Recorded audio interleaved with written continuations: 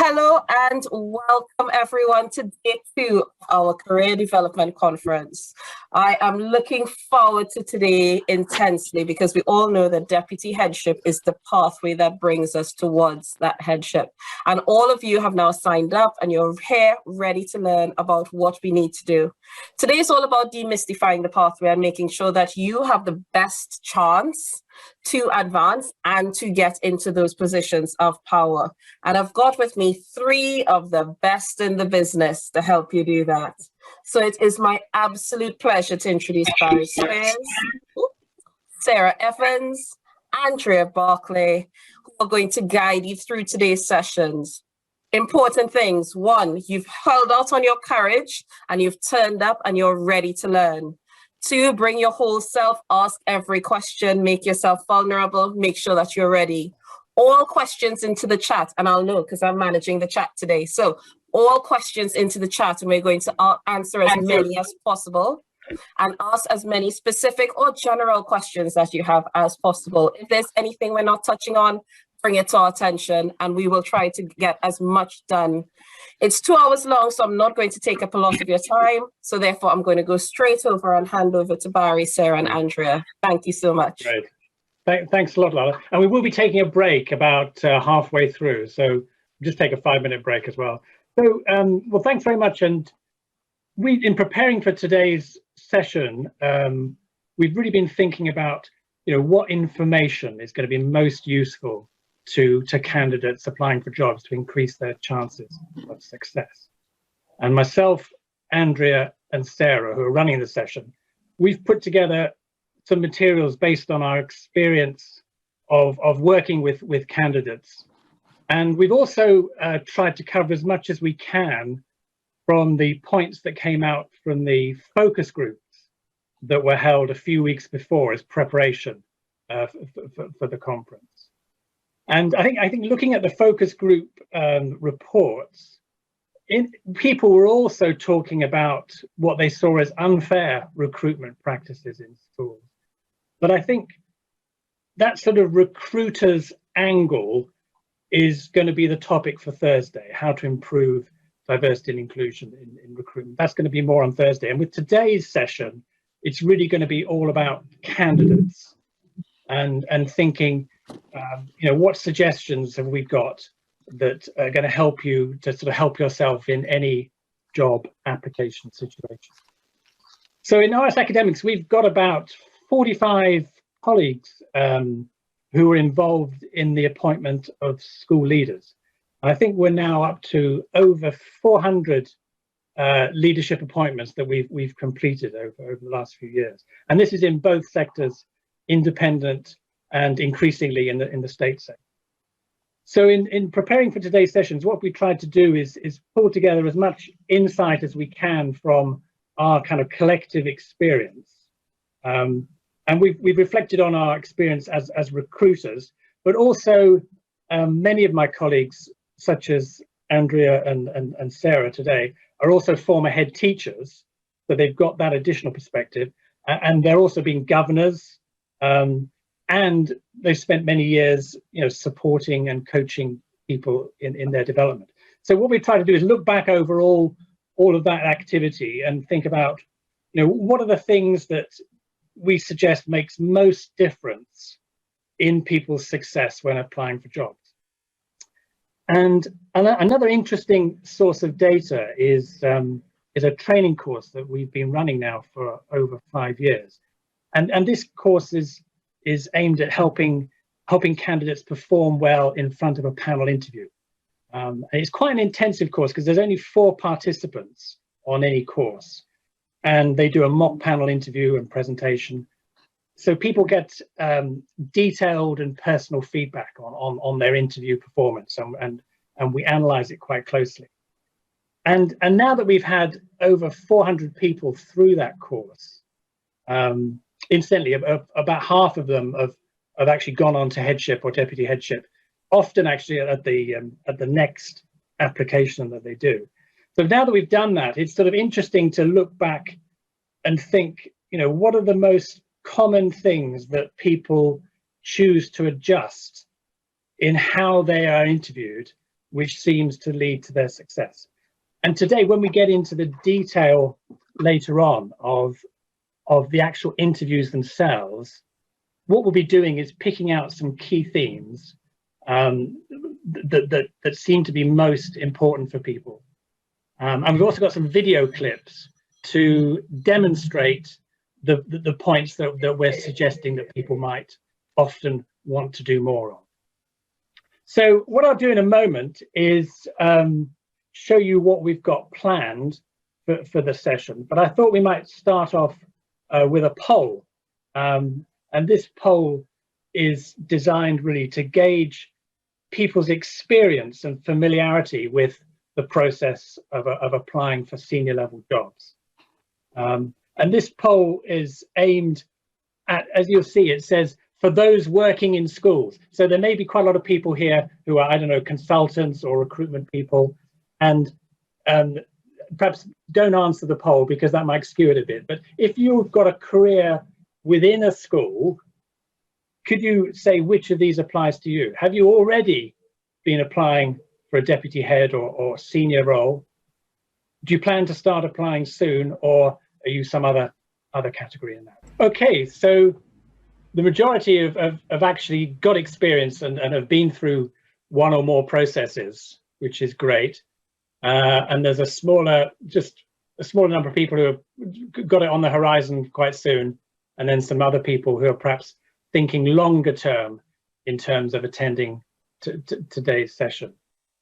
Great. Okay, great. So let me show you what we've got planned for today.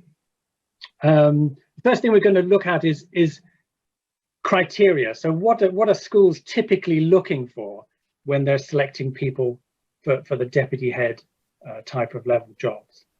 And then we're going to talk about things and ideas and approaches that you could take to perhaps build your CV to put yourself in a good position where you're more likely to meet the requirements for a job. And we'll also talk a bit about getting feedback on your application. This was something that several people mentioned in the focus group discussions that were held before. So we've got some suggestions for how to make that more likely.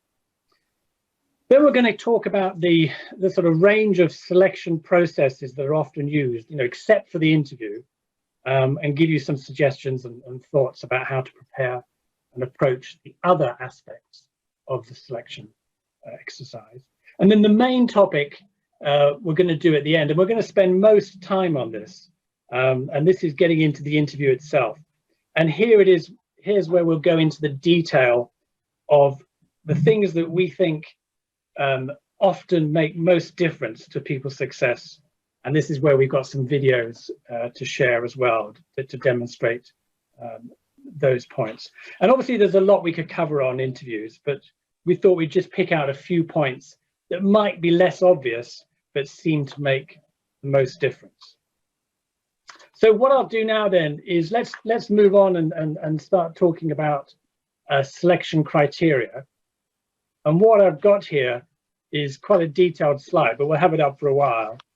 And we've put together this list of typical selection criteria that seem to apply to the deputy head type of level. And I was going to ask Andrea, what are your thoughts on this list we've put together? Yes, thanks, Barry. Well, Alana mentioned this yesterday. She encouraged you all to look at the landscape. And the education landscape has changed a lot in the last 10 to 15 years. And there is a great variety of schools out there. Schools, academies, schools, standalone academies, schools within an academy chain, an academy trust, a small academy trust, a mixture of primary and secondary. Then within academy trusts, you can often get executive head teachers and then heads of schools. And so following on from that, there is also a great variety of the way senior leadership teams within schools are organised. And you'll all have some experience of that in your own schools.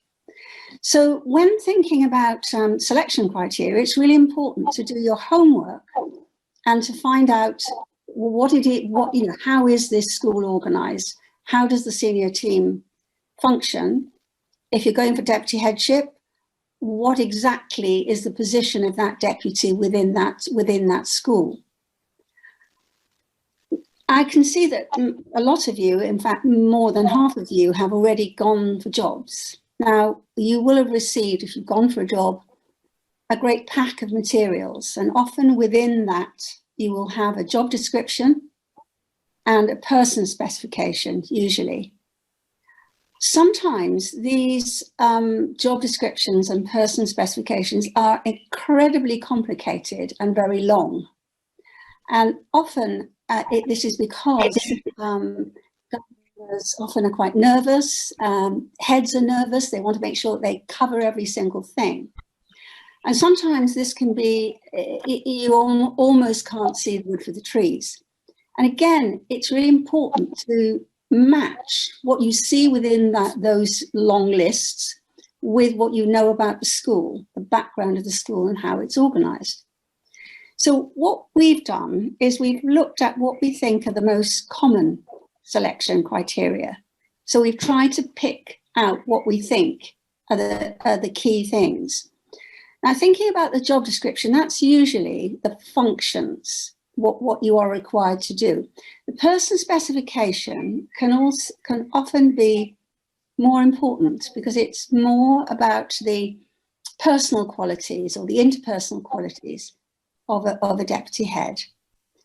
So some of these criteria here, they kind of span both of them. And I'm just going to say a few words about each one and then ask Sarah to add to that. So obviously the first thing is functional competence. So what's your experience, your track record, your knowledge? Deputy headship level, it's taken for read that you will have been a teacher or a pastoral leader. You will have been a head of department possibly, but what your experience is and how it matches what's required of the job description of the deputy headship is really important. The next one is more about personal qualities. So have you demonstrated in your career that you are willing to take responsibility? You know how to be delegated to, as well as to delegate to the teams that you're in charge of, that you can show initiative. People leadership. You do need to demonstrate, usually for deputy headship, that you have managed a team, led a team. That could be pastoral, that could be academic. And that often you're asked at interview about dealing with difficult conversations, for instance, or whether you've helped somebody improve who hasn't been performing very well. It also demonstrates how good you are at establishing relationships, managing change, developing others, managing performance. Parents and external relations. Again, this is very dependent on the context. A school might, for instance, have a lot of what one calls these days hard to reach parents. Do you have experience reaching out to these parents, especially children you have particular difficulties?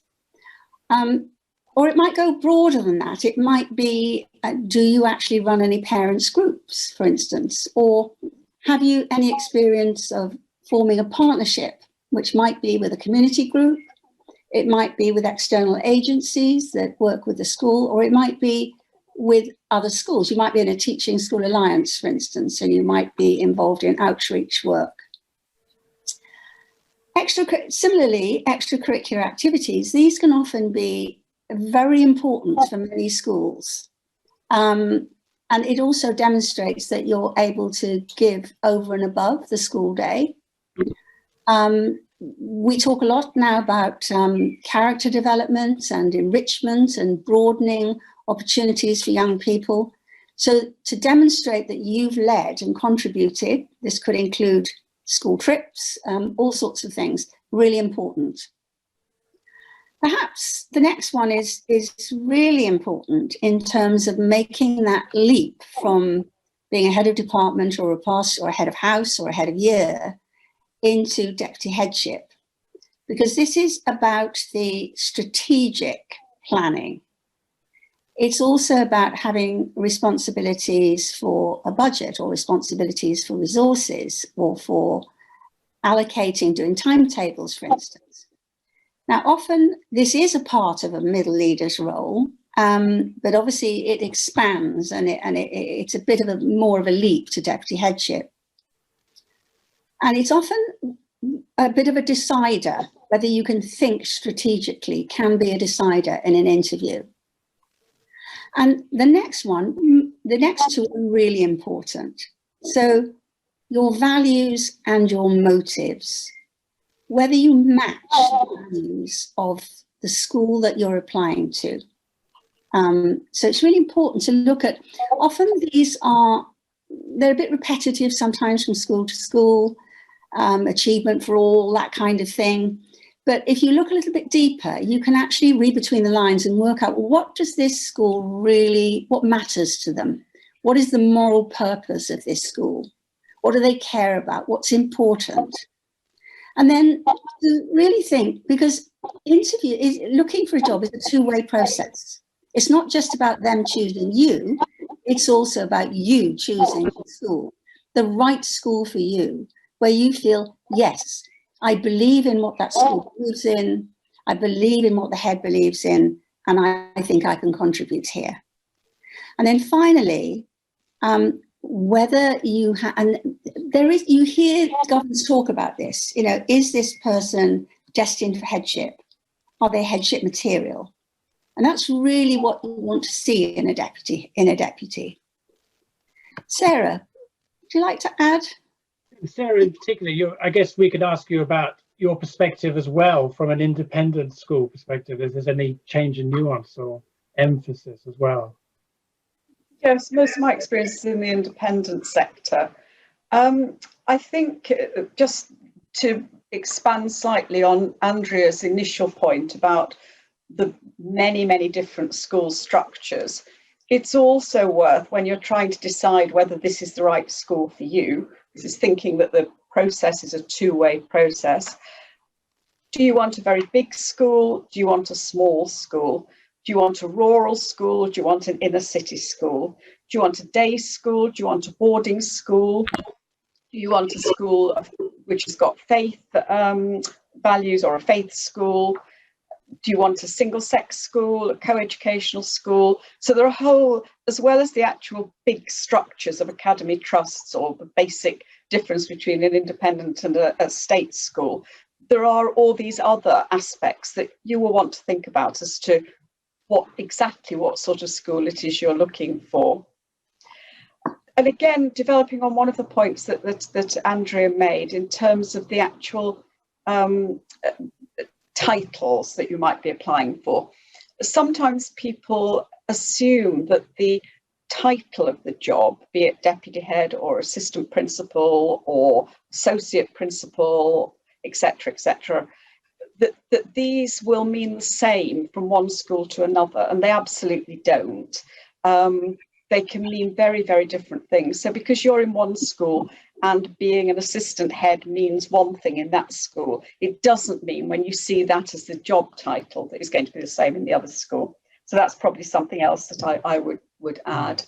And perhaps another selection criteria that comes out of all this is the idea that many schools would espouse, that, and which I think Alana mentioned yesterday, about being a lifelong learner, that they might within their selection criteria be looking for some evidence that you have continued your training at quite a high level, thus demonstrating that you clearly are a lifetime learner.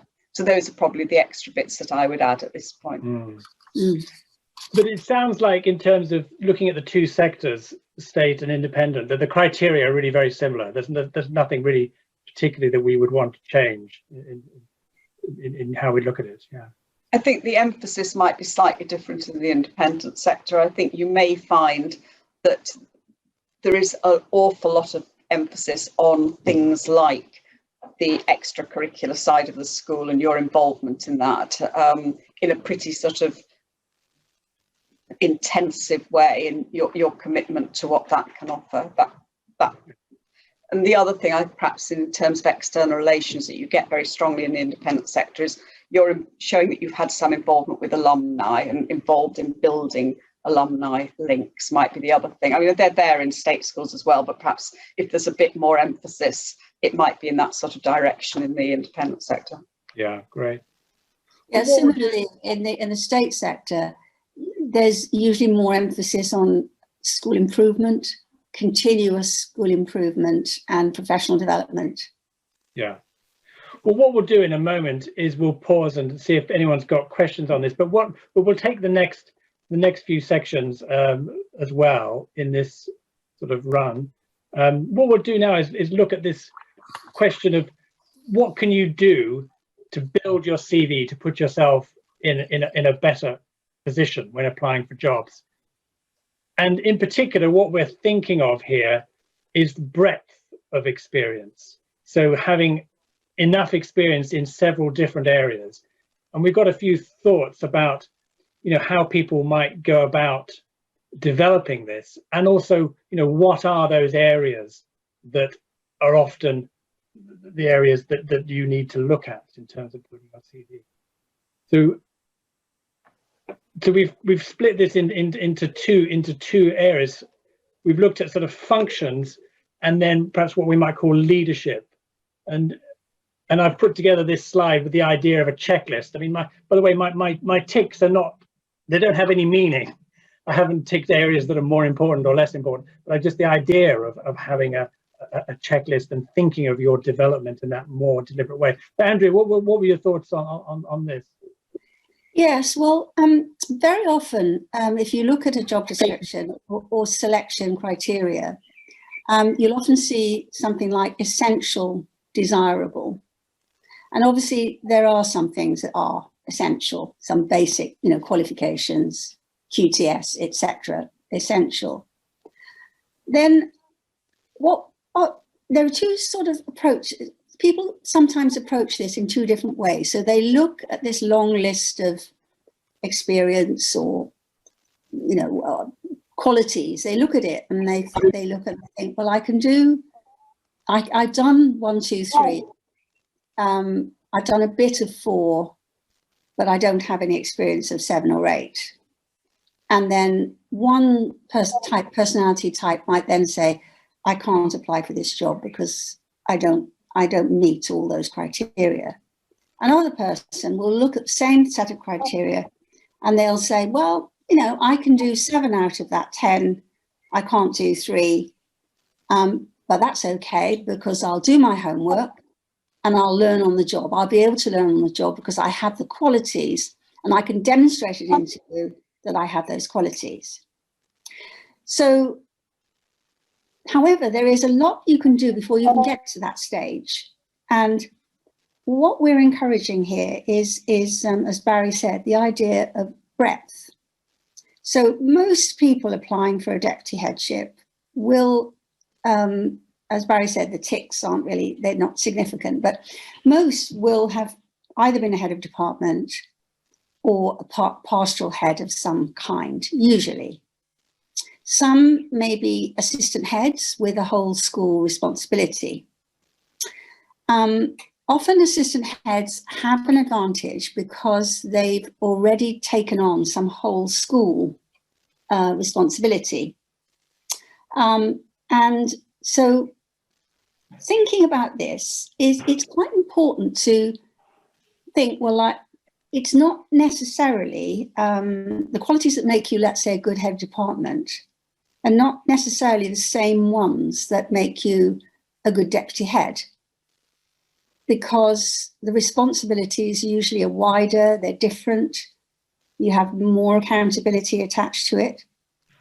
But so it's worth thinking, how can I enhance the experiences that I've had?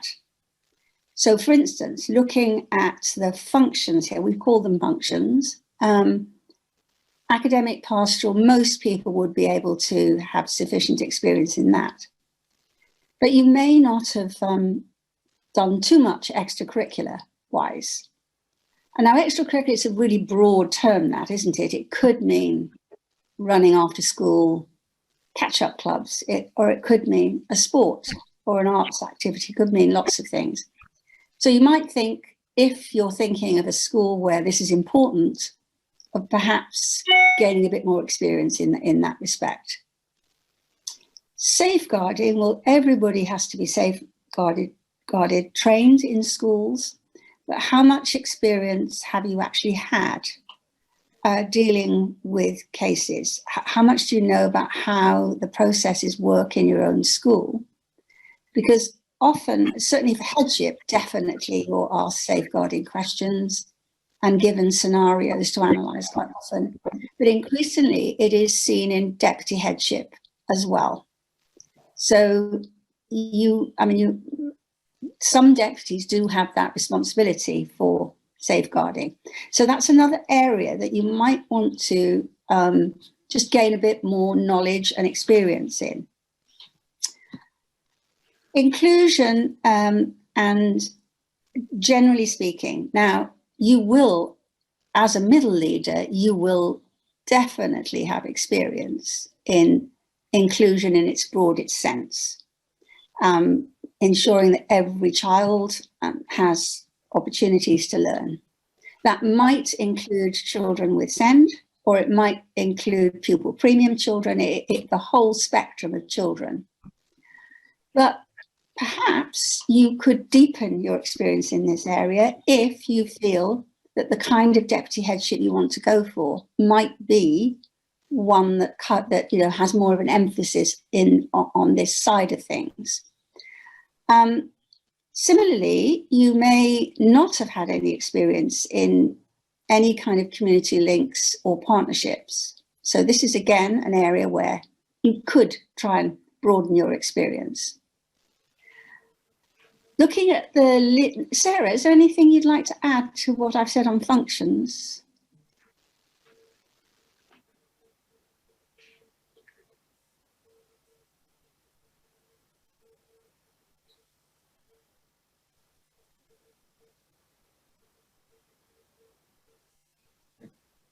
They're on mute at the moment. We can't hear you, Sarah. No, I know you can't. Okay. I think all I would add there is the extracurricular in terms of, yes, it might be running clubs, or it might just be that you make more of an effort to contribute to the whole life of the school, so that you do make a point of going to all the concerts or plays that children are doing, or the performances that they're doing, that you watch their sports matches, that you just show and can talk about that all the things that are going on outside the classroom. And perhaps the other area that some people can show quite a sort of involvement with, which is slightly linked to it, or might be seen as being linked with partnership and community work, is marketing.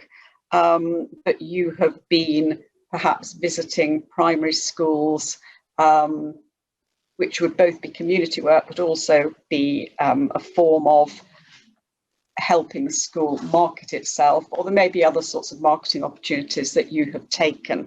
So that might be another function that you could demonstrate in a CV. I guess a way of looking at this whole slide is really, these are the sort of areas that you might well get asked questions on at an interview. So it's a sort of checklist as well for preparation for an interview. There could be a question asking about your experience in each of these areas, or in most of these areas. Yeah, most they're all, and I mean, I suppose the leadership column is the most important, because this is where you need to demonstrate that you have led, that you've actually led. Now, it goes without saying that a head of department, for instance, will lead teaching and learning in their area, will probably lead CPD in their area. a demonstration of school improvement, what you've actually achieved within your area. And I'm not excluding pastoral leadership here also, because pastoral leaders are often, they're the people responsible for the academic progress of a group of children in their care, as well as the pastoral oversight. But also this idea of being proactive, again, Alana said this yesterday, taking agency over your own development.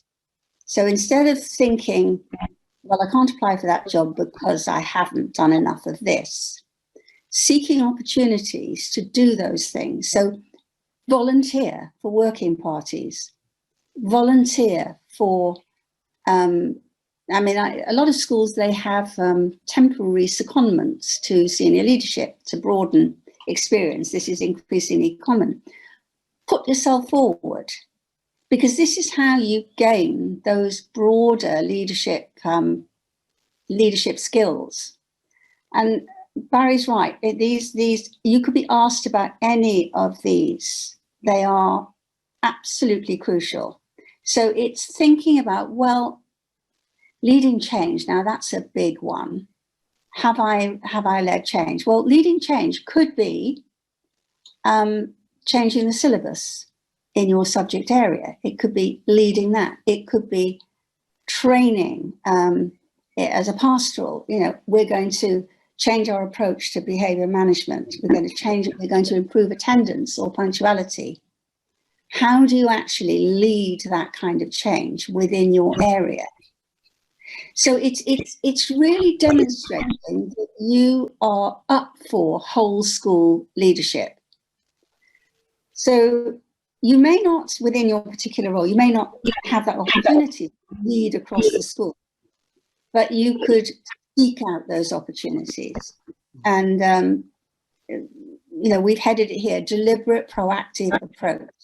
How can I broaden and deepen my experience so I'm ready to step up to deputy headship? Right.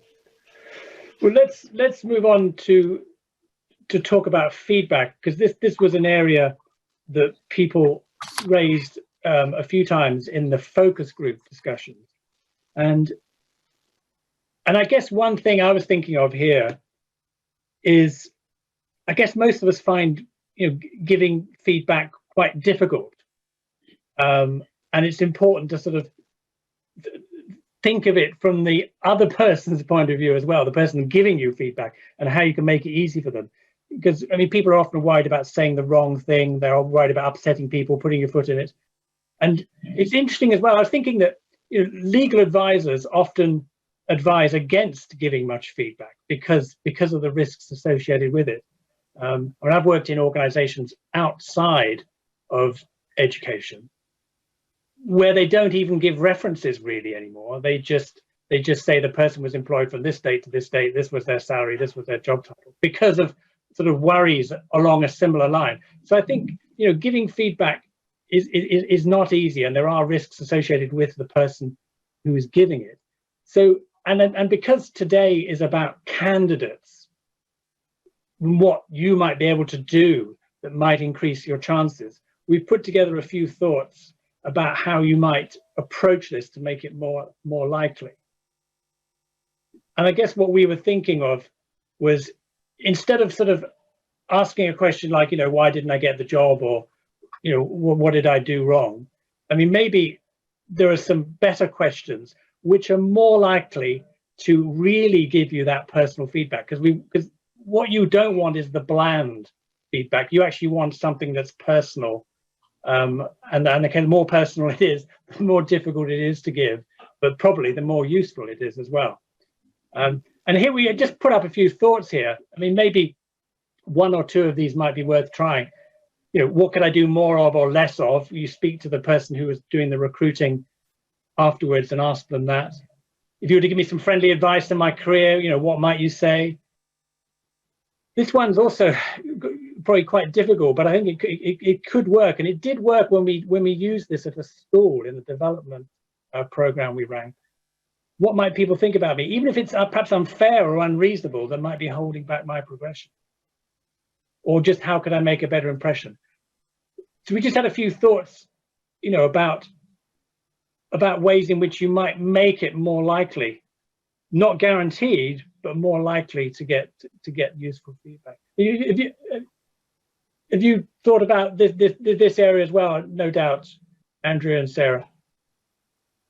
Yes, I think feedback is incredibly important. When I worked for Future Leaders, we used to always say feedback is a gift. That feedback shouldn't, should be helpful, should help you get on to the next stage. I forget who wrote the book now, but the radical candor, I think, is what you really want to seek. You want somebody to give you feedback that will help you do something better or do something differently the next time. I also think it's almost like, I agree with what Barry said about often people they're afraid to give feedback. But if you could be a little bit more invitational and more or less, perhaps a little bit of a charm offensive, and to show that you really you don't mind, you can take it on the chin, you really want to know the truth, you might be surprised that people might be more willing to give you feedback. So I'm suggesting that it's a two-way thing, that you need to be a bit more proactive and ask for it. And also, if you don't get a reply, ask again. So really follow it up and make sure that every time you go for an interview and you haven't been successful, ask why. And ask why in a way, what can I do? What can I do next time? What can I do better? Really important. Sarah, Yes, I think that's right. I find giving feedback one of the most satisfying aspects of my work, because when you do feel you can say something that you know is going to help somebody, it's a very positive feeling for the recruiter. The recruiter is probably giving you not just their feedback, but the feedback that they have elicited from the other people who've been interviewing you. So you're getting a sort of a compound view of what people have said about you, and the recruiter will try and pick out themes from what a whole range of people have said.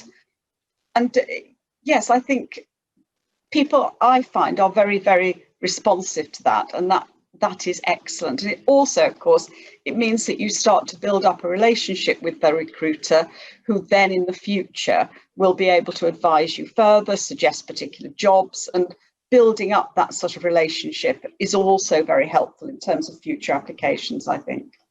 Absolutely, I agree, Sarah. I mean, time and time again, we've seen, haven't we, people who go for 4 or 5 jobs, and then what you could see them, they've taken on board the feedback, they've put it into practice the next time, and then you finally, in fact, I had an example of this last week, an email from somebody saying they had got a job. And that's a real pleasure, and it is rewarding because you know that you contributed to that development of that person. And I think, like many things in life, interviews are something you get better at. That practice actually makes you better anyway. So although it can be a bit disheartening not getting jobs, it's almost sure to mean just the very fact you've been through a whole interview process, that the next time it'll be that much more familiar and you'll be that much better prepared. Mm. So let's pause now for some questions. And what I'm going to do is, I've got my colleague Michael Stevens standing by, who's been collecting questions. And we've also got a very kind offer of help from Carl Guest, who some of you will have met yesterday on the session, who's the head at Alton School and has been head there for about a year, who's also going to help us deal with questions. We're just going to see sort of what the questions are and who's best to deal with them. So any really difficult questions, we'll send those to Carl. So Michael, what sort of questions are you getting coming in at the moment? Thank you, Barry. And I'm conscious of the time, so I may not read every question out. And in fact, some questions that have been asked, I feel, have already been answered. So just a couple of short ones, really. Do I need to be an assistant head before I apply for a deputy head post? No, I mean, it depends entirely on the type of school. It goes back really to the point at the beginning. If you are applying to a small independent school for a deputy headship and you are head of department, that would be absolutely fine. If you're talking about a much, much larger school where there are a whole layer of assistant heads under the deputy heads, then probably yes, I think is the simple answer to that. Great.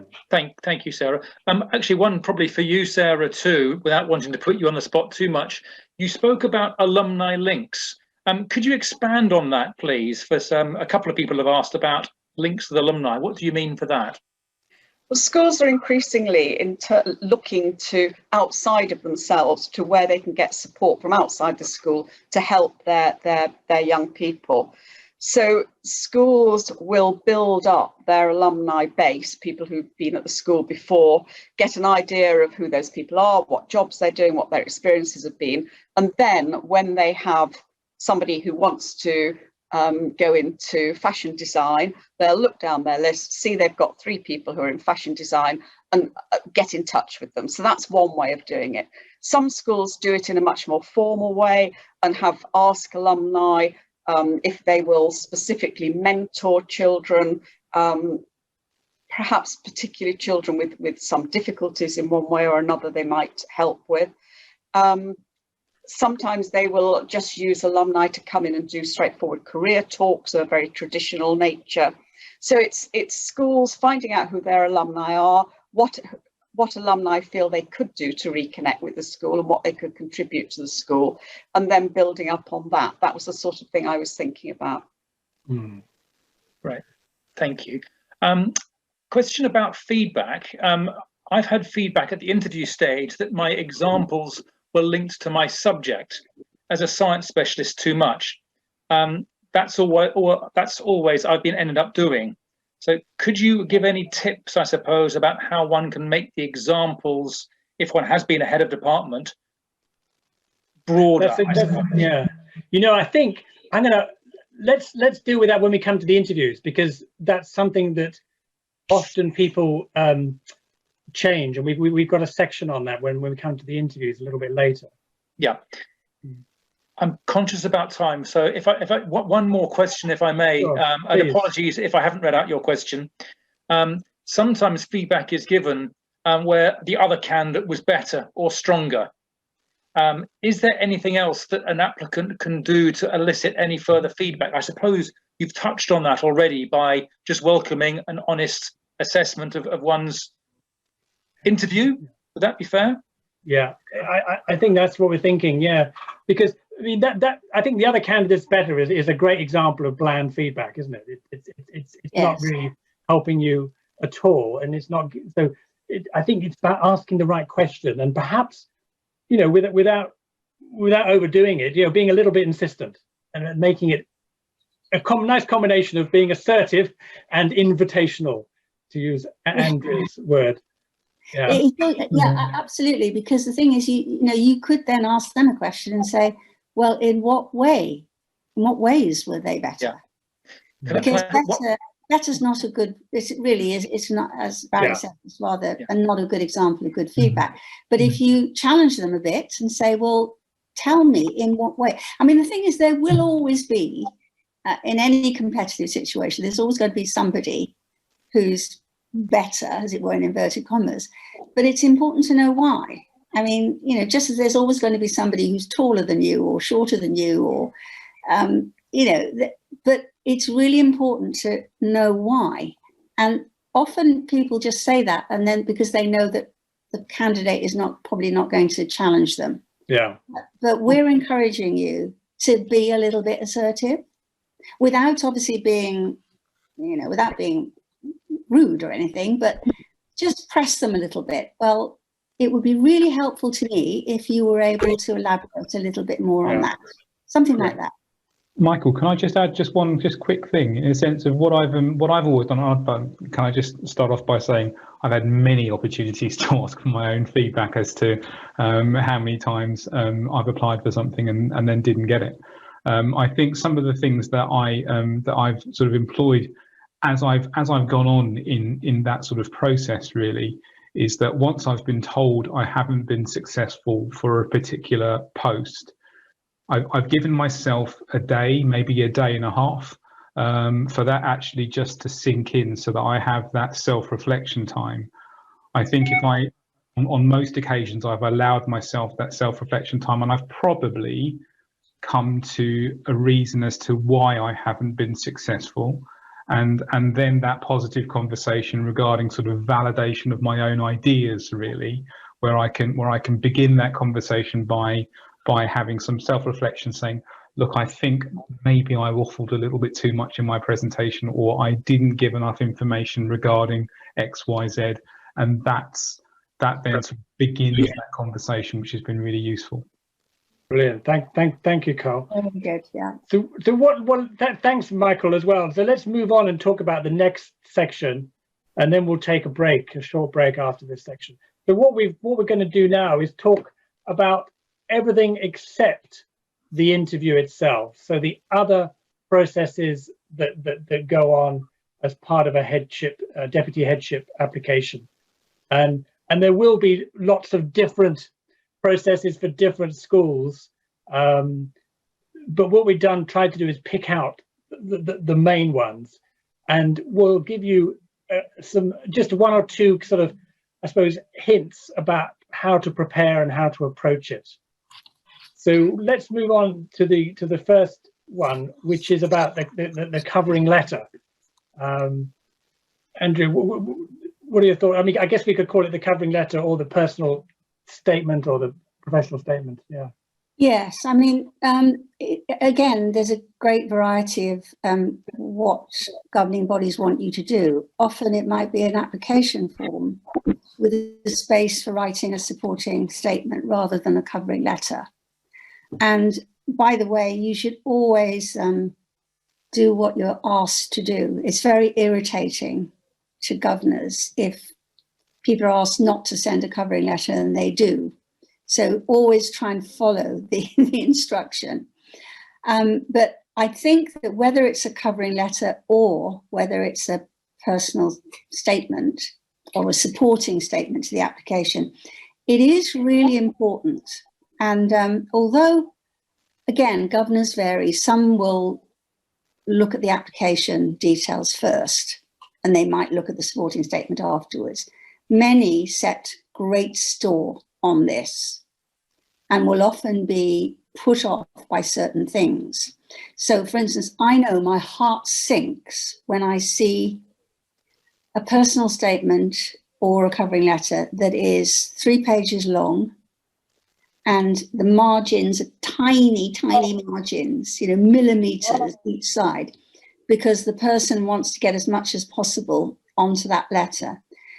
My heart sinks because it's very difficult to read, and it puts you off straight away, even if it's a good application. So we really recommend that if you're given a word limit or a page limit, you stick to that. And we found out, and Barry calls it the sweet spot. It's about 1.5, 1 3/4 side of A4 with proper margins. And the things, again, that we think are really important is that the first 3 bullet points here. What attracts you to the position? Why you want this particular role? Your motives. And that would include, it's not just this particular role, but the school and that role within the school. How your experience and skills qualify you for the role. So in other words, you're matching your experience and skills against that. And thinking about one of the questions earlier, what if the one about my skills tend to be, my examples tend to be only in the science area, the one that Michael read out. So sometimes what you need to do is to take your experience and expand it a bit. How can I make this sound as if I've got broader experience? So it also relates to what we were saying earlier about encouraging you to build your CV. So if, for instance, you're giving examples of how you've improved GCSE results, let's say, in the science department, how can you relate that to a contribution that you've made in another department? You might have forgotten that you were on a how can we improve year 11 results working party. You might have forgotten that. You might have forgotten that you were in a team that was looking at specifically of how to improve a particular aspect of study skills, let's say. So it's looking for examples that demonstrate that you can think more broadly than your immediate job description. And then matching that with the role you're applying for. And then any additional personal information you would like the selection panel to know. And we're going to touch upon that later in a little bit more detail. But this might be something to do with why you've had a gap in your experience. You might have been bringing up a family and you're now ready to take on more responsibility. It might be something personal about moving into a different area, something like that, or why you changed schools. We'll say a little bit more about that later. And then also, it's better if you've got any weaknesses on your CV, and many of us do. It might be poor A-level results. It might be a degree that's not, a third class degree. We're going to talk about that actually in the interview session. Yeah. Sorry so about maybe, yeah. Let's hold on that one. Yeah. Well, hold on that one. Yeah. Okay. Yeah. So again, it's really important that you write to the school and the job description. So I know making applications is very time consuming, but what some people do disastrously is they cut and paste. They write a statement and then they try and fit it to every school they're applying for. And this really irritates governors because they want you to want their school. So they want it to be absolutely personalized to that school. The other thing that's important is in this statement is to, there is a section for you to describe your current role, put your current role. Often it's quite a small space, but the important thing is to go into detail about what your responsibilities are at the moment, making them sound as broad as possible. Again, so that so they're looking at it and thinking this person has a potential to be a deputy head. And then most importantly, watch out for your grammar, your spelling and your punctuation. These matter a great deal especially to governors. If you're unsure, get somebody to read it for you, get somebody to give you feedback on your statement. And then sorry, Andrea. No, go ahead, Sarah. Go ahead. No, I was going to make a slightly different point. So you finish that. Yes. Yes. No, go ahead. I finished. I was going to say I very often read through letters that are far too long, and people ask for advice and say, well, how can I cut it down? What a lot of people do, I think, is spend far too much time writing generalized things about what they think about education. So they'll say a deputy head must be a collegiate leader, must be able to do this, that, the other, must be able to do this, that, the other. And it just is useless. You can just cut it straight out because everybody is saying exactly the same thing, for one. And two, it's not actually giving any idea of you as a person. It's just some vague sort of educational philosophy, which nobody is likely to disagree with. So if you're looking to where you can cut, it's often those sorts of things that you can cut out. Completely agree, Sarah. And similarly, jargon, you often see somebody's just completed NPQSL or the other one, NPQH, and you'll see the buzzwords coming in there, which are a bit meaningless because they're just what anybody could put down. And it just gives completely the wrong impression. Jargon, acronyms that are relevant to, each school has its own way of describing a particular group of people or a particular team. And if you don't know that school, you wouldn't know what NFD means or whatever. So it's really important not to actually use anything like that isn't clear within that statement. Mm. So really, you want to grab their attention. So your opening sentence, really important. Your closing sentence is really important. And demonstrating that you have really researched the school. You really understand the school and you are the right person for that particular school.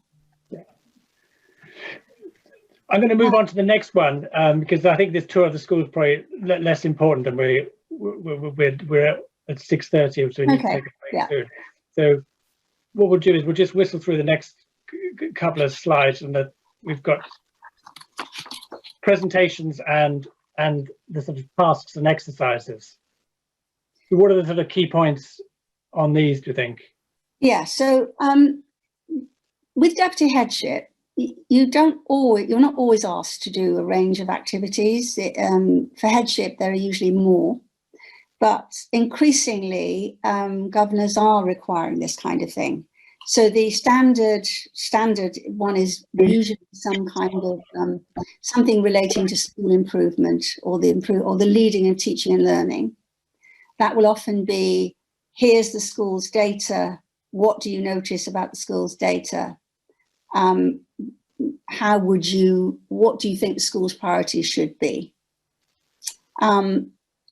Finance, safeguarding, there might be a scenario. If you don't know, as I mentioned this earlier, it's really important to get yourself absolutely up to speed on safeguarding for any senior position. Finance tasks are rarer unless the particular deputy post requires some kind of financial oversight. You don't often see this.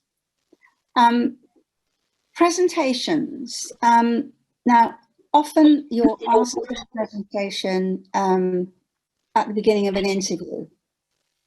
And this is usually to do with some kind of improvement, some aspect of the school that there is a priority for the school at that moment. This is, again, a reason why it's important to do your homework so that you know what matters to that school at any one time. So it might be an outstanding school, but they have concerns about a particular group of students, for instance. Things like that it's really important. You also need to be a bit careful here because I actually saw a really good candidate quite recently give an excellent presentation, but right at the end, she introduced something that she thought the school ought to do, which went completely against what any of the governors thought. She took a risk. She knew she was taking a risk, but of course they didn't agree with that. So be careful that you're not suggesting changes that are so unlike what the school is actually doing at the moment. Less common for deputy headship, but it does sometimes happen, is that you might have a different kind of presentation. You might be asked to present to a larger audience, to a staff meeting, for instance, or a group of pupils even sometimes. Now, often what we discussed this and we thought that in some of these, style is more important than content, and sometimes it's the other way around. So if it's something where you really need to demonstrate your knowledge of the school and what the knowledge needs at that particular time, then your content is really important. And never assume anything. So if you're going to make an assertion, about the school's needs, you need to be able to demonstrate, with that you've actually know what you're talking about from the school information. Right. So two last areas to do with which are sometimes are included: meeting the SLT or a group of staff and meeting a group of students. What are any advice on how to approach these?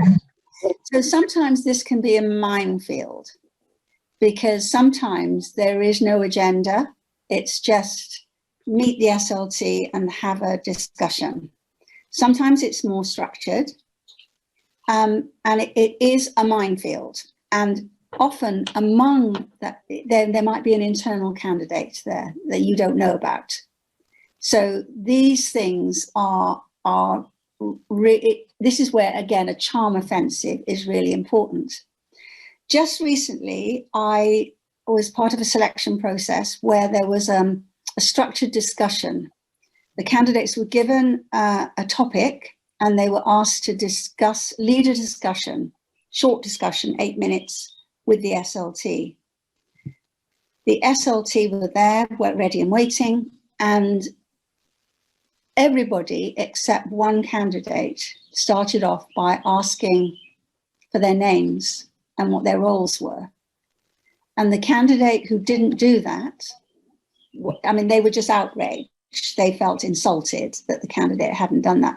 Now, clearly it was probably nerves, but this little things like that can make a difference. Similarly, meeting students is really important, because you're going to be watched probably how you relate to young people. Also, you don't know what those students are going to say to whoever is sometimes it's deliberate, they're asked to give their feedback. But even if young people, even if they're not asked, they will give you the feedback. They will come up to you and say, well, I hope you're not going to point that one, for instance. So it's really important that you relate to children. I mean, you're probably not going to go for a deputy headship if you don't love working with young people. But it's really important to be aware that everywhere you go, you are making an impression, and to just take care and be yourself. Don't be false, but make sure that you're aware that you actually are being watched. Yeah, thanks very much. Sorry, yes, Sarah. I was just going to say it's worth perhaps mentioning that in some schools, I'm thinking perhaps particularly about smaller independent all through schools now, ones from 3 to 18. Your strength might be in establishing contact and rapport with teenagers, but you're going to be expected to establish rapport with little ones as well.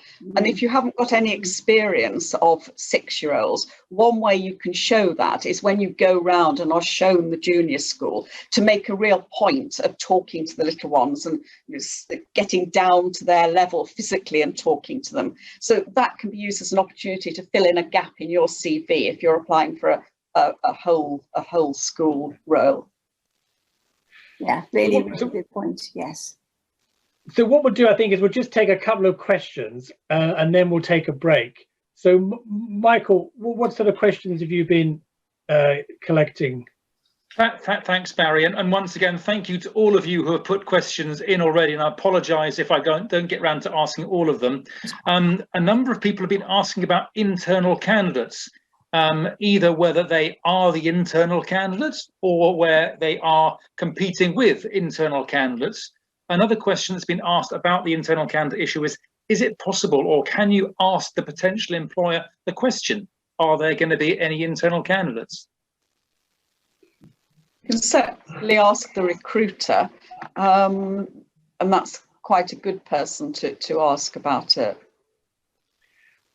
What are our thoughts on internal candidates? I mean, I guess there might be two types. So there's ones who are very strongly favoured, but there also might be others that are being interviewed more out of courtesy. You could even get that, couldn't you? But have we got any thoughts generally about internal candidates and the dynamics there?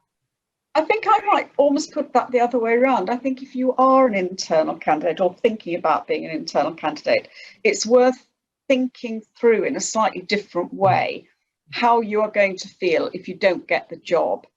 And if you're somebody who is going to be deeply, deeply upset personally if you don't get the job, it's probably worth not applying, because I think it is much harder being rejected for a job when everybody already knows you than if you're a complete outsider. So I think there are big questions for internal candidates about, are you resilient enough to be able to deal with possible rejection? And are you also positive enough to be able to work with the person they have chosen, who you may well think wasn't as good as you? I think there are difficult issues for internal candidates that aren't there for external candidates over rejection that's worth thinking through. How personalised should the covering letter be? A couple of people have asked a question about how in-depth should they be. Alana yesterday spoke about being your authentic self. Have you got any advice for potential applicants about personalising their covering letters? You've got to somehow make it stand out from all the others that the person, the head or whoever it is reading. So personalised in that way, I think, is really important. And the letter it is there to give you a chance to express who you are as a person, because you can't do that in a CV. You've got no way of giving a sense of who you are. So the letter is there to make you stand out as a person, to make them feel they're starting on the journey of getting to know you. Perhaps the other angle of personalised is very tailored, isn't it? It's very tailored to the school and you, and why your values fit with the school, what it is excites you about the school. I mean, I often think that selection panels think their school is much more unique than it really is, but nevertheless, that's kind of what's expected, isn't it, sometimes in the letter? Yes, I think that's what they want to hear. They want to hear how entranced you are by their school and how much you actually want to work for that school. And I do think that it should be personalised, that you should say something about what you believe in, your values. I think that's really important. And I agree very much with what Sarah said about you need to somehow make yourself stand out from other candidates. Yeah, Michael, I think it's I agree with what Andrea was saying as well previously, where if there's the jargon and there's the words that you think that everybody else wants you to use, then you step by step away from your own authentic self. I've always seen the applications that come into me as the first stage of a non-physical, non-visual meeting of that particular candidate. And if I can, a bit like reading a school report from my teachers here at school, if I can identify a voice and I can identify something which is subjective to that particular person in that supporting statement, those are the ones that stick out for me the most. Yeah. One more question, Mike. Have you got one more? I'm just thinking in terms of just the question that's just popped up here. I think in terms of doing your research about the school and the Ofsted and other online, yeah, I think doing any research you can do, but in the publicly available. So sorry, a question's been asked. Do you recommend Ofsted reports or other online information in terms of researching schools? In terms of background before you apply, yeah. Yes, definitely. And so much information is now in the public domain, but very definitely it's important to do that research. Bear in mind that some schools haven't been inspected for quite a long time, so bear that in mind as well, that some of that information may not be entirely up to date. Are you able to? Excellent. You're reading my mind. Thank you for turning that on again. So what we're going to do now is really get stuck into talking about the interview, and in particular, what we're looking at is our experience of running this training course, where we did this quite detailed analysis of over 100 candidates who've been on our course, and from that, as I said earlier, a lot of them have gone on to be successful in their next application. So I think an interesting question is, what do candidates most often get feedback on that they then adjust that leads to their success? And what I've picked out is really 4 particular areas that are most often the things that we end up giving feedback to people on, that they then work on, choose to work on and adjust at their interview. This idea of speaking more personally, talking at a higher level, so coming across as a deputy head even though you're not in the job, thinking about examples and stories. And then this point we touched on a little bit earlier when we were talking about writing the covering letter, about tackling CV weaknesses, things that you might think are weaknesses compared with a typical candidate. And what I'll do is I'll go through each of these and I'll give you some suggestions for how you might go about doing this, and show you some clips of people demonstrating what we're suggesting. So this first area of speaking more personally, you know, if I was to make a big generalization, I would say this is probably the most common thing that people can change, which would enhance their interview performance. If people were able to be sort of more willing to sort of, I don't know, show who they are, and in that way they can inspire the panel by talking personally, by thinking about their motivations and the kind of leader they are. And one way to think about this is this topic of authenticity. And there was quite a well-known article a few years back in Harvard Business Review called Discovering Your Authentic Leadership. And it suggests that speaking authentically is often about knowing your backstory. You know, what are the experiences that have shaped you? And then being willing to talk about this. And in the article, some of the main examples that are given are about leaders who've overcome obstacles earlier in their life, and how this has sort of shaped them and is behind their motivation, you know, to gain responsibility and to make a difference. So any question you get at an interview, such as, you know, why do you want to be a school leader, or what values do you bring to the role, or what kind of a leader are you? These are sort of real invitations, opportunities to speak more personally.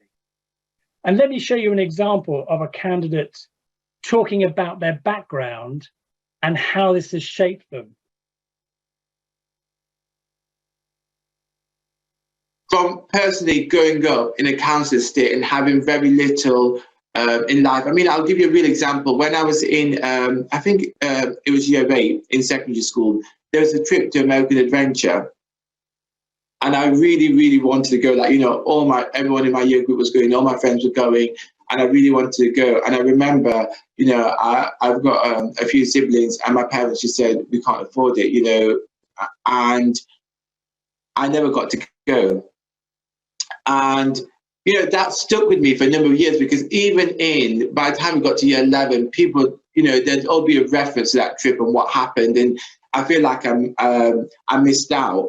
And, you know, I went to university, and when I got to university, you know, people talked about gap years, traveling, skiing, you know, all sorts. And, you know, and I'd never experienced any of that in my life. And I've been fortunate enough, you know, to be successful in my career, and also, you know, being able to travel. And I've been able to travel, you know, across the world, Southeast Asia, America, Europe, and so on. And I feel like education and the opportunities it's given me has allowed me to do that. And I'd want the same opportunities for the young people and the community I serve. And I've only worked in challenging schools in deprived areas. So I feel like actually there you are making a meaningful difference. If you can get them the outcomes, they will have the opportunities that I've been fortunate enough to gain myself. And here's another example of someone answering the question, why do you want to be a school leader? I always remember growing up that generationally, my mum, my dad's generation, and all the generations before that in my family had finished school, and then there was an expectation that you just get a job because we need money and you need to pay your way. And that just was it. The concept, my mum was always said to me she wanted to be a doctor, but that was never in her mind frame. Like, we don't do that. We can't do that. We can't access that. Actually, what we need to do is make some money so that we can get by day to day. And I remember growing up, my mum just always reminding me that higher education and leading in an area rather than being employed in an area is an option for me. And so going to high school and moving now on to being a teacher or, a professional, somebody in the education system, I recognize the value of education on a much wider level. But not only that, I am from this community. I know this community and this community knows me. And that is really powerful in making sure that you are a walking example of how you can further yourself by applying yourself to whatever it is that you want to do. It just so happens that I'm a teacher. It just so happens that I'm moving on to be, a senior leader. But actually, it doesn't matter what you want to do. And I want people who come from a similar situation as me to look up and say, well, look, Miss Dale's done that. I can do it too. And I remember having a conversation with one of my sixth formers, maybe in the second or third year of being a teacher. And I was really proud of her because she was going on to study in Cambridge and that was something she really wanted. And I said to her, well, doesn't that show you that you can do stuff? And I can't remember how we got to this conversation, but she made a remark and she said, when I look up, there's nobody that looks like me. So what kind of example is it that I can do it? So you see, there's more to it than just achieving what you're achieving. Actually, what you're doing is showing all the people that come after you, paving a way and reminding them that they are powerful enough to achieve great things themselves. And that is far more powerful than anything else. So I really make sure that I remind myself of the reasons why I want to become a leader. I'm an example. I don't want to go as far as to say I'm a role model because, hey, other people have to call you that.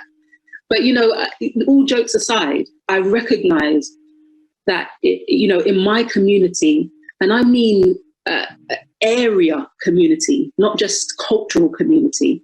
I'm not talking about racial community necessarily. I'm talking about a community in general. People can see that actually we might come from a disadvantaged area. We might not have had life chances. All the generations before us might not have achieved these things, but I can. And that is what it's all about for me as a leader. I mean, one of the things I think that's noticeable when you hear someone talking like that is that when they're speaking from the heart, when they're sort of emotionally connected to what they're saying, they're also coming across as more engaging and energized and convincing. So one way to think about your performance as an interview is the content and your emotional connection with what you're talking about affects the way you speak. And I think you can see that very clearly. And I think the other thing is you can imagine the panel, at 7 o'clock in the evening, they've seen 5 or 6 candidates. It's all a bit of a blur. They're going to remember the candidate who spoke personally because it was inspirational. And I'm thinking, Andrea, we can remember examples of people and things they've talked about from what, it was like 2 or 3 years ago now. We were talking about this. Yes. Well, yes, the example I think you're thinking of is somebody who's done exceptionally well and is now an associate head, but telling the story of how her parents came to England, had to leave her behind, and she didn't join them until she was 7. She arrived in the country, they lived in one room, and she didn't speak any English, and then has gone on to do exceptionally well. Now, when this came out, it came out not in an interview situation, but in an informal situation. We asked her why she didn't mention that as one of her motives of wanting, and she was a little bit taken aback. Well, it was almost like it was something she needed to be ashamed of, Whereas actually, of course, it demonstrated everything about her and why it mattered to her, why education mattered, and why she wanted to be a school leader. And I've heard this, become more aware of it, and heard it since from other people as well, that they think, well, surely people aren't going to value me, they're going to pity me if I tell my backstory. Whereas we feel it's absolutely the reverse. And I think Barry's point about how you can make yourself memorable as well is really important. Yeah. I mean, because what governors want, they want commitment. They want commitment to their mission, if you like, as a school. You know, I remember that example because it wasn't something that candidate had done at any interviews, and then they did it at their next interview, and they landed the job, didn't they? It was almost a matter of weeks later, and it was something, as you say, that they hadn't really thought of doing before. I mean, in terms of preparing for your next interview, I mean, you may immediately have some ideas about this thing that I'm calling the backstory, or that the article in the Harvard Business Review calls the backstory. But if not, one approach that can help is to explore these sorts of questions, and these are the sort of things that are talked about in the article.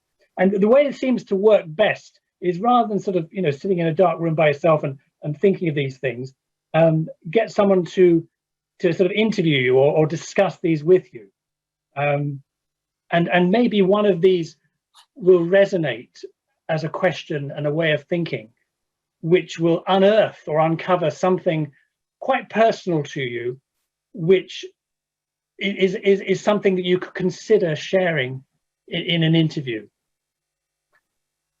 And I guess what we're talking also about is about having the confidence at an interview, to be yourself a bit more, isn't it? And it's not always easy doing that. And the first candidate in the clip there, he was actually recently successful at an interview for Headship, and he's going to start in September. And it was interesting hearing him explain how he changed his approach from his earlier interviews where he hadn't been successful, and how this had led to his success. So he sort of deliberately gained the confidence, if you like, to be more of himself at an interview. From my experience, on every single panel I've been to, there's never been an ethnic minority. So you are, and then the candidates don't tend to be from an ethnic minority. So you're kind of like, you do stand out for in that way, if that makes sense. You are different, I suppose, to everyone else there. But I feel like holding your own, and I feel like that has taken a long time for me to get to that stage. And it was just my last two interviews where I just relaxed and I thought, this is what I'm about, this is who I am, take it or leave it, so to speak. And I feel that relaxed approach is quite important. Like, you've just got to enjoy it. And I feel like the last two interviews, I just enjoyed it. They're not going to get any surprises in September or April or whenever you start. When you start, and actually, this is not the person I interviewed. And then you're on the back foot, aren't you? People are going to be like, hang on a minute, this is not the person. Whereas I feel like you've got to, if you're true to yourself on the day of the interview, if they've given you the job, they want you as you are. They're not going to, so I feel like it's really, I think at this level and at any senior leadership level, deputy head, assistant heads, I think it's so important because actually you're working in a very small team that, you're working, and you've got to be able to work as a team, and it's having the right dynamics in that team in order to be successful. So that diversity in thinking and that, but you can have diversity in thinking and challenge each other, but still work as part of a team. But you want it to be as harmonious as possible, because then actually that projects again in behaviours around the school, and you lead by example. So I think, being authentic and true to yourself in an interview is probably the best bit of advice I would give someone. So the second area that we were thinking about is what I've kind of labelled talking at a higher level. And I guess one of the challenges is that if you're not yet a deputy head, you need to try and sound like you can operate at this level, you know, to sound more strategic. And much of the interview is going to consist of you talking about, you know, what you have done, questions about managing people, raising standards, dealing with situations, etc. And sometimes candidates, when they give their examples, their explanation, it can sound sort of very tasky. They can get right into the sort of weeds of explaining it. And Sarah, you and I were talking about some recent interviews which you did, where people got this a bit wrong. I think they were talking about marketing or PSA. Yeah, so we had a question which was something along the lines of talk about your experiences marketing. And the answers that were coming back were all things like, I've been at open days, or I've gone to recruitment fairs. The one or two really good answers were ones that went to the sort of the higher level. Well, I've been involved in an analysis of our market, and we have segmented our market, and we're targeting this group and that group in this way and that way. So rather than just give the operational stuff, i.e. I've stood at the door and said, welcome to this school, it's a lovely sunny day, isn't it? Do come and have a look round. That you use questions to show that you can think about the more analytic side, you can think about the bigger picture. So another example that I had just very recently was how might the content of PSHE be expected to develop in the light of recent social, national and international events and issues, which is a sort of huge question. And people tended to, instead of sort of talking about curriculum design and the relationship between curriculum design and young people's needs and society's needs, perhaps, they talked about very sort of small things. So they said, oh, a lot of people have got eating issues now that didn't used to have. So again, it was rather than going for the sort of the big overarching idea and then giving one or two examples, it was just going in with slightly sort of random examples that didn't have any sort of pattern or shape. Yes, because one way to think about this, I suppose we're talking about making links, aren't we? We're talking about, you know, you've got your example, say how it fits with the strategy of the school. I mean, you could even see it as a sequence, you know, explain the strategy, if you like, and then say how your example fits in. And here's an example of someone doing that in answer to the question about a whole school change or managing a change. A whole school initiative that I launched. In fact, it started out of me studying to do my NPQSL. And I recognized that there was a kind of gap. At the time, I was a middle leader working with my year group, and I recognized there was a gap around how we challenge the higher achieving students, those who started from a higher place. And so what I very quickly realized is that actually those students aren't aware of the expectations that we have of them. Staff are not aware of those expectations, and neither are parents. And that's that triangle that we keep talking about. So it can't operate if people aren't aware of their starting points and where they're trying to go. And so I introduced a program called The Right Path. But the really important thing, and the reason why it's been sustainable, is because it actually falls in line with the school's strategic development at the time. And that was about ensuring challenge at all levels, but specifically at our higher ability students. And so for this, it was, you know, a multi-pronged approach. It was about developing a program of character education for the students, so they recognise the skills and the qualities that they needed to possess as higher achieving students in order to maintain those high standards. It was about raising awareness with staff, so that they knew who those people were and made sure that they incorporated that in their lesson planning, and all of that represented the fact that they were aware of who the students are. And then also, you know, this community, I always speak about community because I just think it's so important. It's about raising that awareness for parents as well, and giving them an opportunity to come in and celebrate the successes of their child. And you know, doing all of that together the end result was, the impact of all of that actually was that staff were more aware of challenge and how to challenge those students. Because I think sometimes we throw words at people, that actually part of the program was sessions for staff members talking about the type of strategies you can use when you're trying to work with higher achieving students, and how you can tie that differentiation into your lesson at the same time as trying to work with others. And so altogether, you know, it really helped to develop that whole school initiative around ensuring challenge in all classrooms. Another area that we often people want to work on in terms of interview preparation is this idea of sort of, or maybe this is obvious, but getting your examples ready. So you know you're going to be asked about your experience in the sort of areas we had on a previous slide with those two clipboards talking about building your CV. So you need to think of a good way of explaining an example of what you did. So a big part of, I think, preparation is about getting your examples ready. And here is a simple way of doing this is to think about, you know, what was the situation? This is a sort of standardized way of explaining an example: situation, task, action, and result.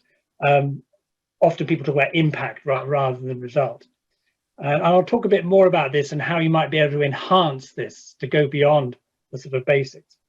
But here is a candidate talking about how he prepared for interviews. Really having examples ready is what I'd say. So for example, if they ask you about teaching and learning, you've got that example ready in the bag about what you're going to say, how you demonstrate improving teaching and learning. Outcomes, what did you do to improve outcomes? Have an example ready. Attendance, safeguarding. So one of the things I did before my interview is have a list of areas like curriculum, planning, all of this stuff, and have an example of ready where I've demonstrated that in my current role and the impact it's had. And I feel like doing that made the interview less easy because I know what I believe in, I know what I stand for, I know what my vision is that middle bit. That's really, really important. It's about how you demonstrated that in your current role. So actually, when you get to the headship, it's not about talking about, I mean, people often talk about what they'll do when they become a head, but actually what they want to see is how you demonstrated that already in your current role. And I think that's where people tend to make mistake in terms of, I've done interviews and people talk about what they'll do and you'll say, have you done this? Oh no, but I've seen other people do it, which is fine. But I think obviously you learn from others, but actually it's about being very sure of what works. I mean, I think, you know, you can be sort of too rigid with this STAR example. I think perhaps the idea is to have it perhaps as a checklist in the back of your head. But I suppose, Andrea, we were talking about this the other day about people that are good at this. They kind of are good at self-reflection, aren't they? Or sort of self-evaluation. It's quite a skill, isn't it, to better not just do the job, but sort of talk about doing the job. Yes, it really is. I mean, I think I suppose the phrase I would use is to be evidence-based. So when you're talking about something you've done, that you keep giving evidence to demonstrate that you've done it, and then to demonstrate within someone in an interview who is reflective within that interview always comes across as a more mature, interesting candidate. It's not always easy, obviously, if you're nervous, but to actually demonstrate that it's about self-evaluation and self-reflection. And if you can do that when describing something, you immediately come across as more of a leader, more strategic, and also that you're demonstrating the impact that you've had. Really important. Yeah, because I think to do a competent interview, you need to have this ready. But I think to sort of take your interview performance to the next level, it's also more about reflection. And the gentleman in the clip there, he had a suggestion also on this, which was, as well as describing the task, he used to start off by saying what he believed in. That was kind of his opening. And then he would finish his comment by saying, and if I was appointed, I would do the following. That was kind of his way of adding to this. But I suppose one way to think about what Andrea is talking about there is this idea of also including, as well as describing the situation, also including personal reflections, talking about what you believe, your feelings, your anecdotes, and doing more than just describing the task, but sort of giving a bit more of yourself in the process. And in that way, it's going to be more engaging, and it's going to be more memorable in the way that you talk about your example. And here's someone giving an example of what they did in that way, so almost sort of telling a story and reflecting on how they felt, as well as what they were doing.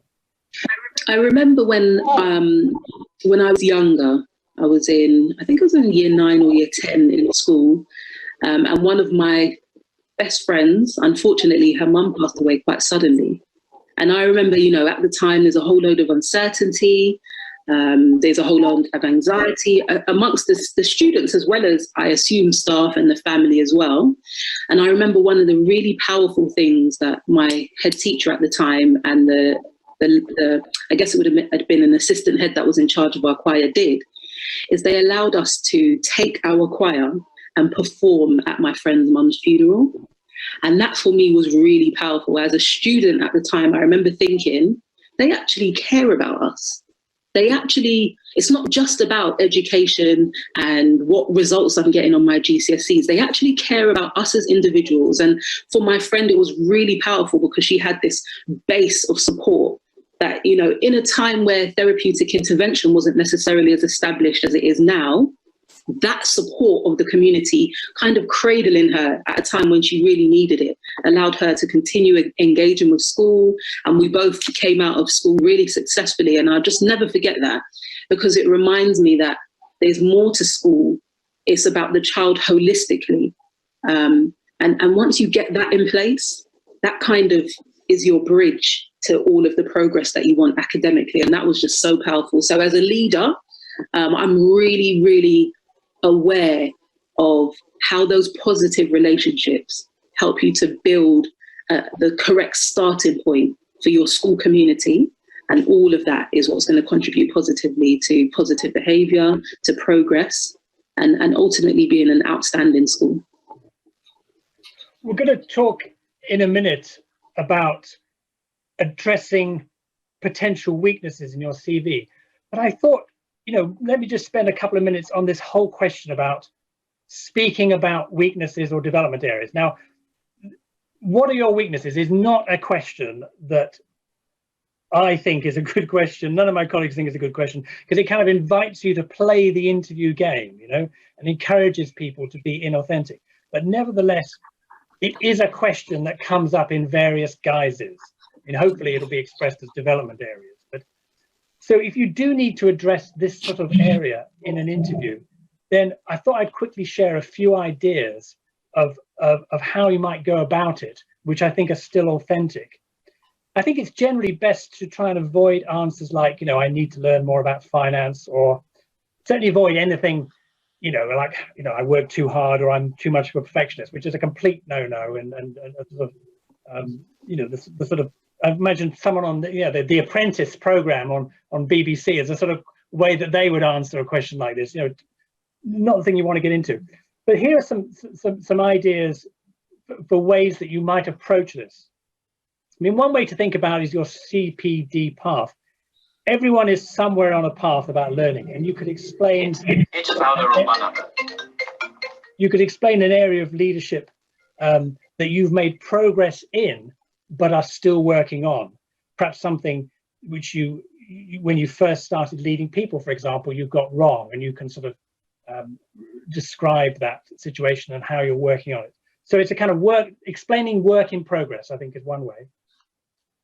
Another way to look at this question is, if I was appointed to this position, what would be my learning priorities early on? And this is something that I think is reassuring to a panel and shows that you've thought about it.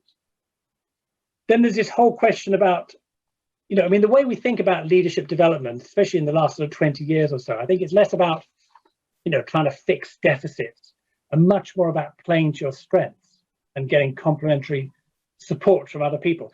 So you don't have to be good at everything. You just have to be sort of good enough. And many people see the key to success, I think, is about being aware of your strengths and playing to these whilst getting support from other people. So I think an answer which talks about how you fit with a team and the areas that you bring and the areas that other people can help you with is another good way of tackling this. And then finally, I think there's this idea, and this has to be genuine, but I think there's the idea of weaknesses being the other side of the coin to a strength that you have, and introducing your development area in this way. And here's an example of someone talking about this in relation to wanting to delegate better, wanting to learn to delegate better. One of the things that I have recognized about myself as a leader is that I like to get involved. I like to take on responsibilities because I'm confident in the way that I'm going to complete them.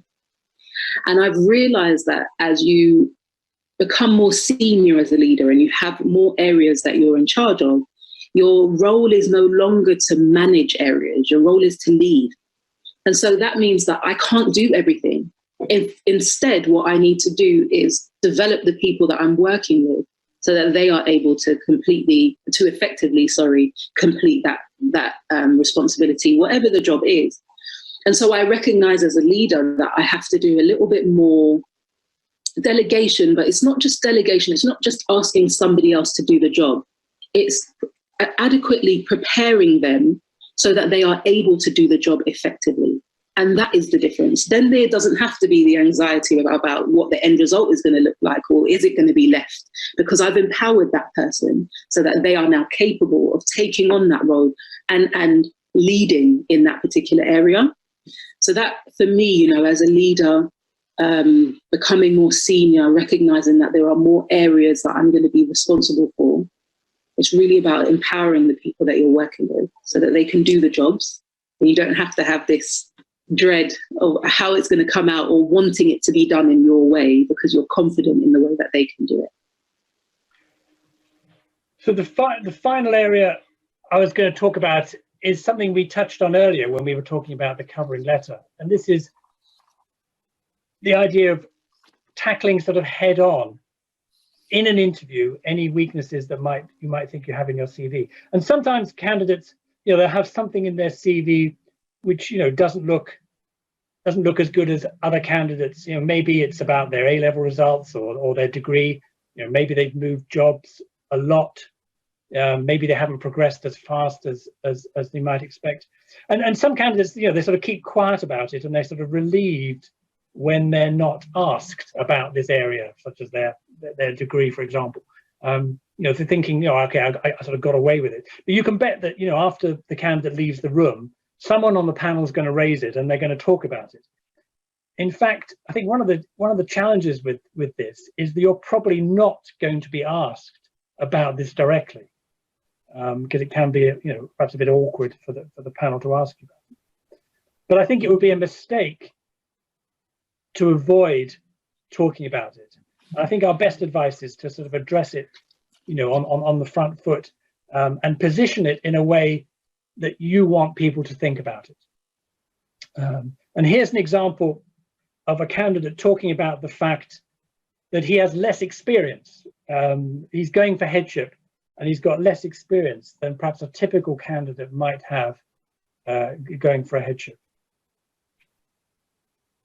As you know, I'm really passionate about becoming a head teacher, and I feel like I've got a wealth of experience behind me to get to that stage. And I'm conscious that you may have seen my application form and feel I don't have the depth of experience. However, I'd like to address that area head on to make it clear that I am ready for the next step in my career. So I started off as a teacher of science, and in my first year of teaching, I achieved some of the best results in the science department. Following this, in my second year of teaching, I was promoted to head of science, and the results were 27%, with the majority of students doing BTEC. As head of science, I ensured that every single student did 2 GCSEs in science, and I stopped doing BTECs because I wanted the students from my school to be able to compete and progress onto academic A levels and not narrow their choices post 16. Under my leadership of the science department and through real collaboration and teamwork with the department, the science results improved from 27% to 82%. Following this, I progressed onto leadership, and in my most recent school, I joined in April 2016, where behaviour was poor, outcomes were significantly low, and the school had a falling role. Within 15 months, the school went from special measures to good. Following this, in 2019, the school secured the best results in the school's history, and subsequently, the school is now full, and as a result of being the first school of choice in the local community, our school numbers has increased from 180 to 210 students per year, and we have a waiting list in Key Stage 3. So I feel like this demonstrates that whilst I don't have the years of experience, I do have the depth of experience, both in pastoral and academic standards, to become a head teacher and lead a school successfully. And here finally is an example of a candidate addressing this question of their degree. So they've got an ordinary degree, so this is below 3rd class level. And this is something I think on our application form that panels would definitely, think about and want to discuss. And it's interesting how she turns it into a much more positive impression. One of the things that I think is really important to note is that my degree is actually a degree without honours, so it's it's an ordinary degree, which is important to me because although that degree is not necessarily one of your higher degrees, a degree of honour, your first, your second. At the time in uni, it was my 2nd year, and I remember I was going through some quite serious health issues at the time. And I got to the end of my 2nd year and I kind of thought, I can't do this anymore. I deferred a couple of my modules, and I remember having a conversation with my mum where she said, well, why are you doing the degree? And at the time I didn't know I wanted to be a teacher, but I just knew that I wanted to do something around counselling, supporting young people, and that this was going to be an in for me. And in that moment, I decided that regardless of what it would take, I would complete that degree. And I know a lot of people say your 2nd year is your hardest year, but I'm telling you, going into the 3rd year with 2 extra modules, that's difficult. And I just remember all the way through my 3rd year, whilst I was completing my dissertation and I had all of this extra work, my end goal was to complete this degree until a good standard, to know that I have that resilience to keep on going. So although on paper it might not look, that impressive, for me, it means a whole load. It reminds me that it doesn't matter what difficulties come about. It doesn't matter about potentially the things that may hold you back. I can do it. I can complete it. And that is major for me. So I know, moving on, looking at further professional development, I know what my standard is. And I know that for me was that standard whilst all of the madness and the mayhem was going on. So yeah, moving forward, I know that a master's for me will be, no problem whatsoever, and I will commit myself and show that resilience in just exactly the same way. So it's 1 minute to 7:30, and I apologise. I've taken longer than I thought, and we haven't got really much time for questions. But that's an overview of 4 areas that we wanted to pull out because they're often the things that seem to make most difference to people's interview performance. I don't know, Michael, have we got time for maybe one or 2 questions? Thank you, Barry. Just cutting to the chase, there have been lots of questions. So apologies once again, we're not able to read them all out. A couple of comments that have been made that I might like just to share with everyone, if I may. I have no idea that the backstory was such an asset. The notion of hiding it really struck a chord with me then. Thank you for sharing that information. And someone else has written, I have recently, a few weeks ago, been appointed a deputy head teacher for a primary school in the area where I grew up. And I think that all you have said about speaking from a place of passion is paramount. And I was told it was one of the main things that set me apart from the other candidates. So I thank you for sharing those. One question related to that, and I know we've got just about out of time, how personal can a person get with stories of difficult situations? How can they talk about stories about, or could they talk about stories about bullying, for instance?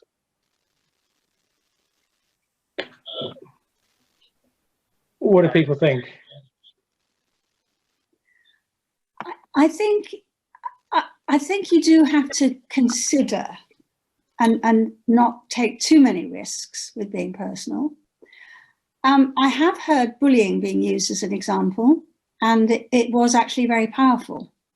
And particularly because it was in the context of a pupil panel, it was within that discussion. And so obviously that person took a risk, but it was the context was the right context, I felt. So what you don't want is for anybody to feel sorry for you.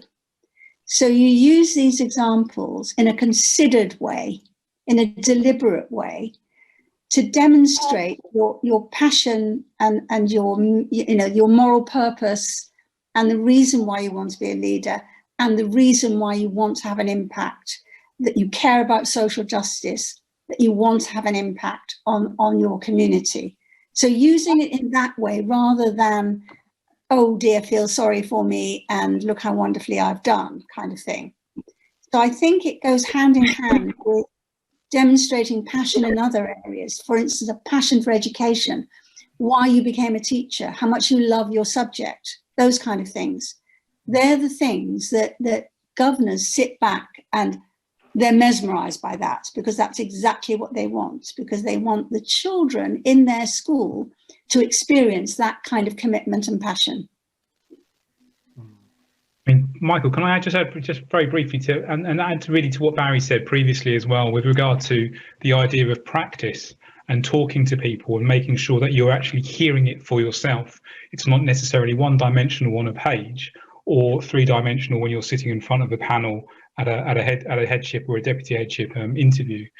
And I think that if you choose the right people to speak to throughout your journey as a middle leader, as a senior leader, as an aspirational senior leader, and I think if you use those opportunities to share those ideas with colleagues that you work with, and that you begin to really sort of talk it out loud with people ahead of an interview, then you begin to actually frame it around your own experience anyway, rather than making it necessarily explicitly linked to something. And I think that becomes a good interview technique, because you are making it reference to your profession as a teacher, to your desire to be a leader. But it also makes it so much more, and the word has been used all the time, but very authentic, because it's something that you've spoken about passionately to somebody when you're not in an interview situation. It's much easier then to put that across when you are in an interview situation. Excellent. Brilliant. Well, look, thanks very much for all the questions. Sorry we didn't get round to them. I'm just going to put one slide up at the end, which is actually featuring my two colleagues, Michael, who you've heard of already, and Angela Short. And it's just a question of, if you want to get in touch, the best way is to register. Michael, do you just want to say that in the correct way? I think you're on. We can't hear you. Sorry, apologies. I'm not sure I would say any better than you. Okay. But certainly, thank you very much. So yes, if anyone wants to get in touch, I would encourage you, if you haven't already done so, please do register your details with us. I know that you've registered for this conference. However, if you would like to register to be on our books, do that. There's a link which Barry's sharing at the moment. You'll be able to upload your CV. Angela and I are very happy and would love to talk to you in the coming weeks, months, and into the summer, to get to know you and to be there to support you in any way we can through this process. So Angela looks after our junior, prep and primary school leadership appointments, and I tend to do the more senior school appointments. I'm very conscious about time. That was really all I wanted to say. It's lovely to meet you all. Thanks very much, Michael. So that's the end of our session. I don't know if I hand back to Alana or whether we just close out, but thank you all very much for your attention. Sorry I've run 5 minutes over, and very best of luck in your future careers. Thank you so much, Barry. And I want to share our special thanks to Barry, Sarah, and Andrea, and Michael in the background for all of those ideas and that work that they've put forward today. Now, don't let this be the last part. You have the registration details where you can register. You have access to mentoring that's going to happen at the end of this week. And there is a full network ready to support you. So please, if you have other questions, carry the discussion on. You can join us on Twitter to carry on the discussion, hashtag BAMEdCareers21, or you can DM us at BAMEd, or you've got emails. You can contact us via our email. Thank you so much, everyone. I look forward to seeing all of you entering into deputy headship in the very, very near future. Thank you so much for your attendance and have a great evening.